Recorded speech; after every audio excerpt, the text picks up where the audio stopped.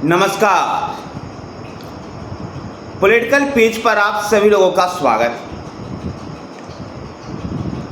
दिल्ली में कम से कम 10 ऐसे विधानसभा के सीट हैं जहां पर कांग्रेस का कोई उम्मीदवार नहीं। लंबे समय तक दिल्ली की सत्ता पर रही कांग्रेस पार्टी आज ऐसी हालत में पहुंच चुकी है कि उसके उम्मीदवार भी नहीं मिलते। 2013 के विधानसभा चुनाव में तो कुछ सीटें जीतने में सफल भी रही थी कांग्रेस, लेकिन 2015 का विधानसभा चुनाव और 2020 का दिल्ली विधानसभा का चुनाव में कांग्रेस पार्टी को एक भी सीट नहीं मिली। ठीक इसी प्रकार से 2014, 2019 और 2024 के लोकसभा चुनाव कांग्रेस पार्टी कोई भी सीट नहीं जीत पाई और न ही आम आदमी पार्टी का खाता खुला।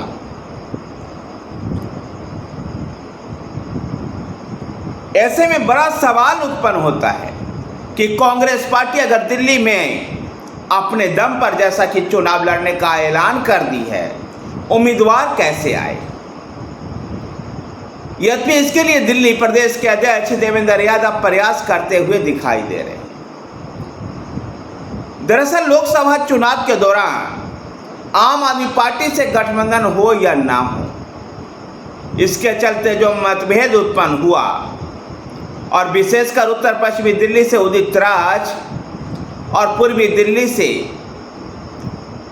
उत्तर पूर्वी दिल्ली से कन्हैया कुमार के टिकट मिलने से कांग्रेस के कार्यकर्ता काफी नाराज हो गए। उसी दौरान दिल्ली कांग्रेस के प्रदेश अध्यक्ष अरविंदर सिंह लवली ने भी इस्तीफा दे दिया। मंगोलपुरी विधानसभा क्षेत्र के कद्दावर नेता और शीला दीक्षित सरकार में मंत्री रहे राजकुमार चौहान ने भी पार्टी छोड़ दी। नीरज बसोया, अमित मलिक जैसे वरिष्ठ नेताओं ने भी कांग्रेस पार्टी छोड़कर भारतीय जनता पार्टी ज्वाइन कर लिया। ऐसे में 10 ऐसे सीटें हैं दिल्ली विधानसभा की जहां कांग्रेस के पास उम्मीदवार नहीं है। उन सीटों की चर्चा तो करेंगे ही, लेकिन पहले ये चर्चा कर लें कि 1998 से 2013 तक लगातार 15 साल तक शासन में रही कांग्रेस पार्टी, शीला दीक्षित मुख्यमंत्री हुआ करती थी। लेकिन आज कारण क्या है कि भारतीय कांग्रेस पार्टी शून्य की स्थिति में। साथ ही इसके पीछे सबसे बड़ा कारण 2015 का विधानसभा का चुनाव है, जहां जब कांग्रेस पार्टी को ऐसा लगा कि वो चुनाव नहीं जीत सकती है, तो अंदर खाने ही अपने पार्टी के नेता और कार्यकर्ताओं को ये इशारा कर दिया कि भारतीय जनता पार्टी को चुनाव हराना है और इसके लिए जो वोट है उनका कांग्रेस का, वो आम आदमी पार्टी की ओर शिफ्ट करना है। हुआ भी यही। यहाँ तक जो माइनॉरिटी मुस्लिम वोट जो कांग्रेस का पक्का वोट कहा जाता है, मुस्लिम लोगों ने भी आम आदमी पार्टी के झाड़ू खूब चलाई। 2015 में भी, उसके बाद 2019 में भी, 2020 में भी और फिर 2024 में भी।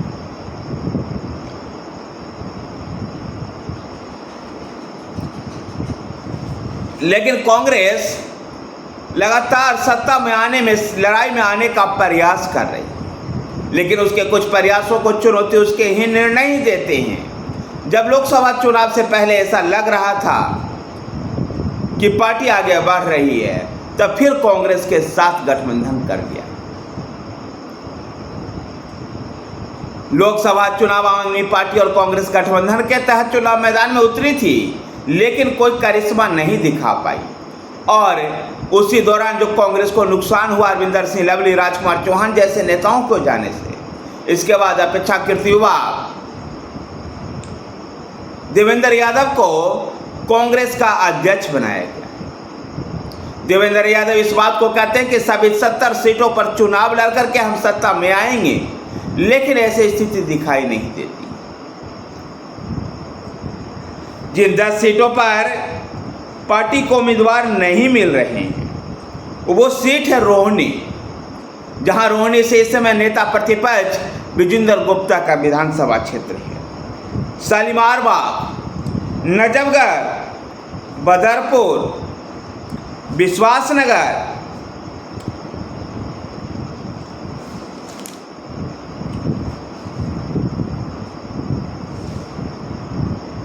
मंगोलपुरी जैसे विधानसभा के सीट।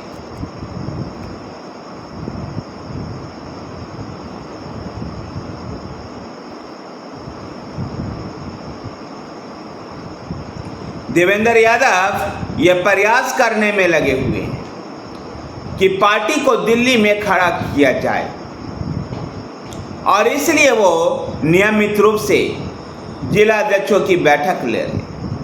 जो ब्लॉक अध्यक्ष के कार्यकर्ता सक्रिय नहीं हैं उनको हटाया जा रहा है। दिल्ली में विधानसभा का चुनाव अगले साल होना है, लेकिन रणभेड़ियां अभी से ही बच चुकी हैं। धन्यवाद साथियों, वीडियो को लाइक कीजिए, शेयर कीजिए। हमारे साथ बने रहने के लिए हमारे चैनल पॉलिटिकल पिच को सब्सक्राइब कीजिए। धन्यवाद।